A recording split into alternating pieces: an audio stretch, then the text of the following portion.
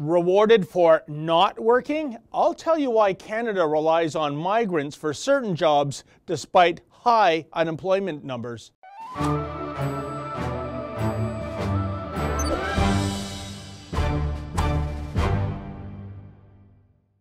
We just celebrated Thanksgiving, and as millions of Canadians tucked into edibles that were recently harvested in the fields of our great Dominion, it's worth noting that the abundant bounty on our tables wouldn't be there if not for thousands of migrant workers, primarily from the Caribbean and Mexico, all of whom work so hard in the fields. Indeed, according to a report in the Toronto Star, there are about 54,000 migrant workers in Canada.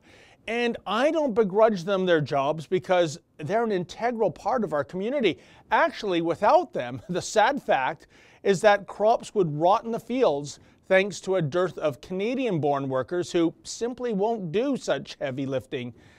Now, certainly, we have freedom of choice when it comes to employment, assuming a person is able to secure one means of employment over another, that is.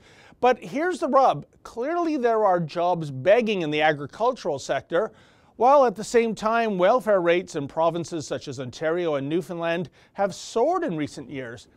The sad fact is that there are so many able-bodied, fairly young Canadians who are unemployed and in some cases accepting welfare checks from the state. In other words, you, the taxpayer. In fact, a Perry Work report from just a couple of years back found that 1 in 7, or 13.3% of Canadians aged 15 to 24, that works out to about 380,000 young Canadians, were out of work. But why is this being tolerated when there are clearly jobs that need to be filled? Why can't we have people who are out of work actually work for their entitlements? In other words, workfare rather than welfare. But that's clearly not the case in Canada, where 54,000 migrants have to be imported to do the jobs too many Canadians simply don't want to do. In fact, instead of encouraging people to get off their welfare, certain jurisdictions would appear to be making the idea of staying on welfare a more enticing alternative. For example, a few years ago, I exposed a program in Ontario in which certain welfare recipients were entitled to receive the following additional benefits above and beyond their monthly welfare stipend. These benefits included the following: $200 for a bicycle, $35 for Pilates wear, $100 for running shoes, $25 for a yoga mat, and $60 for a bathing suit.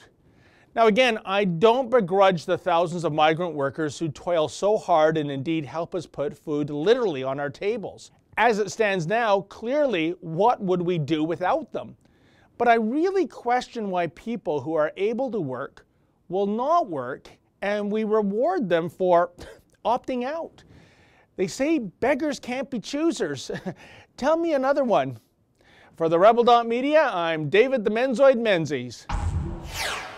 Hey folks, we have a brand new fall lineup coming up. Please check it out. Go visit therebel.media/shows.